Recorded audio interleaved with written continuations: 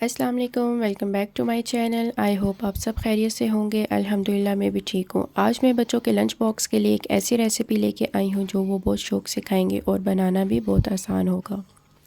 तो चलते हैं अपनी रेसिपी की तरफ। यहाँ मैंने 1 कप मैदा लिया है।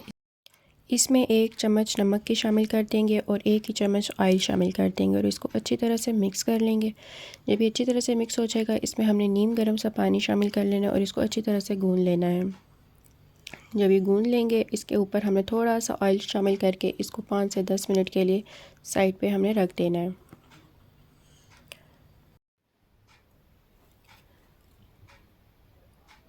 अब हम इसका मसाला तैयार कर लेंगे। यहाँ पे मैंने 2 आलू ले लिए थे जिनको अच्छी से मैंने बॉईल कर लिया था और उन्हें अच्छी तरह से मैंने मैश कर लिया है। अब इसमें मैंने हरा धनिया शामिल कर दिया था, लाल मिर्च का पाउडर, नमक और दड़ा मिर्च शामिल कर दी थी और साथ में मैंने ग्रीन चिलीज़ भी शामिल कर दी हैं इसमें। अब अपने हिसाब से मसाला शामिल कर सकते हैं। बच्चे अगर हल्का खाते हैं, आप लोग नॉर्मल मसाला डालें।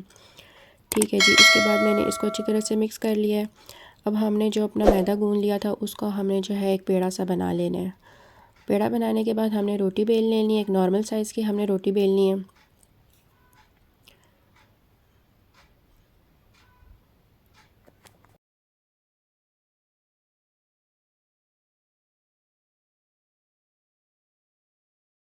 अच्छी तरह से रोटी बेल लेने के बाद अब हमने इस पे आलूओं वाला मिक्सचर लगा देना है।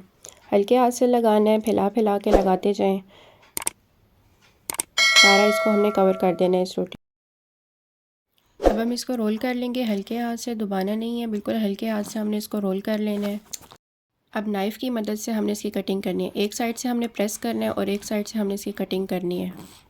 नाइफ़ को ज़ोर से नहीं दबाना वरना मिक्सचर ख़राब हो जाएगा। अब मैं आपको दूसरा तरीका भी बता दें। धागा रोल के नीचे रख के आराम से खींच लेना है, इससे बहुत आसानी से कटिंग हो जाती है। मुझे ये तरीका ज़्यादा आसान लगता है, इसलिए मैं इस तरीके से सारे पिन व्हील काट लूँगी। आपको जो तरीका आसान लगता है आप उसको फॉलो करें। अब आप देख सकते हैं कि 1 कप मैदे से हमने कितने सारे पिन व्हील बना लिए हैं। यहाँ पे मैंने ऑयल को नीम सा गर्म कर लिया था। अब इसमें मैंने एक एक करके शामिल कर दिए हैं। अब हमने इसको एक साइड से मीडियम सा ब्राउन करना है, फिर इसकी हमने साइड्स चेंज कर देनी है।